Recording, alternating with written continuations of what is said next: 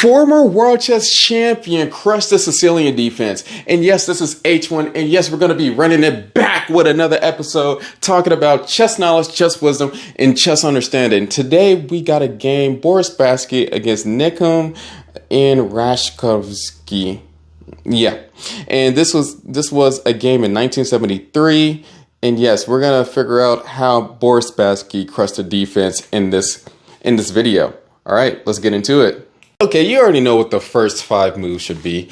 E5, C5, knight F3, and then after knight F3, we got the move D6, D4, C takes D4, knight takes D4, and then after knight takes D4, we got knight F6, knight C3, A6, and then the most aggressive lines, Bishop G5, attacking the knight already. Already got the bishop already on the 5th rank of the game.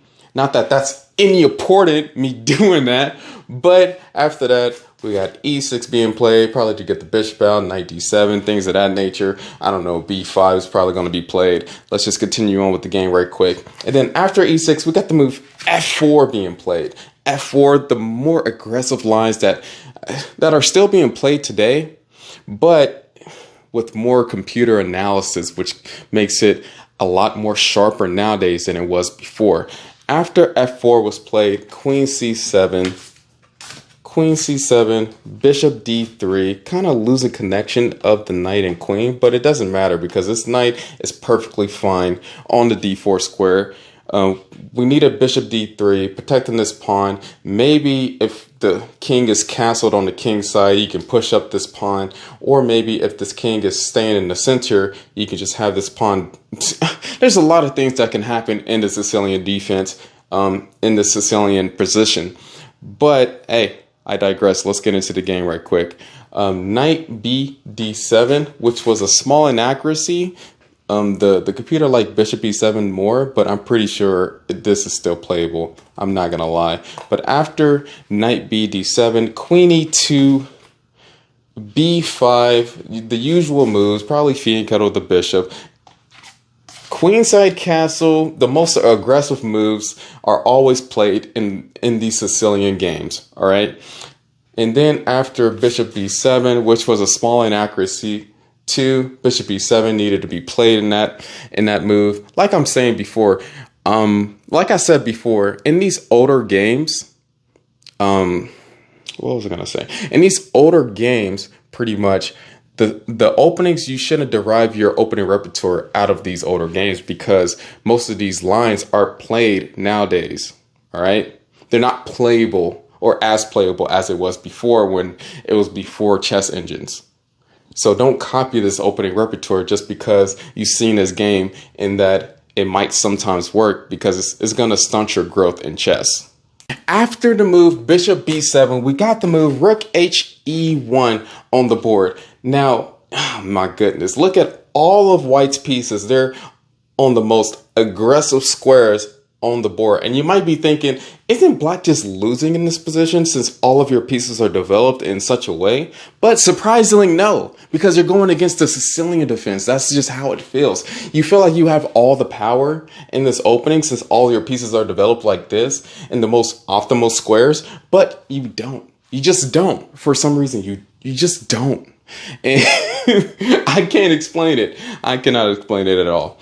After Bishop E7, you did the move E5, D takes on E5, F takes on E5, and then you got the move Knight D5, and then a whole bunch of trades is about to happen. You already know what the deal is.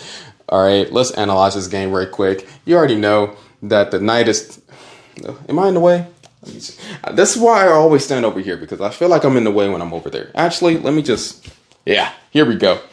You got this knight attacking this knight on c3. You got this queen attacking this square too. You got this bishop attacking each other, right? You got this bishop on the long diagonal that's probably going to be attacking the g2 square pretty soon. You got this knight attacking this e5 square and this queen attacking the e5 square. And then if the kingside castle actually happens, you got this bishop already attacking the the h7 square, and this queen already threatening to go to the h5 square. There's a lot of things going on here that you're going to have to analyze, but there is a big problem with this king still being a center, because this king needs to figure out what it's doing with its life. And so, how can we analyze this? Who's winning? Who has a small advantage? Let's figure this out. Let's do like a quick evaluation with my little board right here. All right. First of all, let me just say that the computer hates black's position right now because white's pieces are at the best squares, but I know how this rolls sometime. I do. All right. And a lot of grandmasters know what I mean by that. But anyway, the material is equal. All of black's pieces are developed. I guess you can say that you got a small little gain. I'll put like a small plus on development. You got a small little gain since your king is castled than your opponent's king. But all their pieces are developed. Well, except for their rooks. Never mind. You got a big gain. My bad. King safety, yeah. Center control. Always likes white's position in these openings, so I'm just going to say yeah on center control. You definitely have more space. Usually the Sicilian is a lot... You have crimped pieces, but that's understandable since you're on the black side of the Sicilian. And then pawn structure, yeah, I guess you can argue that black's pawn structure is better than white's pawn structure. So let's just minus that. And you can argue that because I was looking at the position right now. This is an isolated E pawn now. And what happens in the What happens in the Sicilian is that once all the pieces are traded off, then it's pretty much a good end game for the black pieces. Just to keep note of that whenever you're playing the Sicilian, if you have a bad pawn structure, probably avoid trading off all the pieces on the board unless you have a winning position at the end of all the trades. After knight went to d5, Boris Spassky decided to take the bishop on e7, knight takes on c3, and then not taking the knight back, of course, because these are fast-paced positions, but going to queen g4, which kind of equalized the position, because the computer at first was like, well, white is winning, you know, bro? You know what I mean? White seems like they're winning.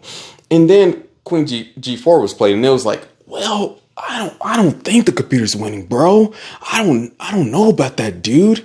And so after queen g4 was played, attacking this pawn, we got knight takes on d1, taking that rook, and then we got the move knight takes on e6, which I don't know what's going on. Don't ask me what's going on in this position. This is just crazy. And the computer's saying that this is pretty good. This is still equal. Let's just take that knight back and we're Gucci.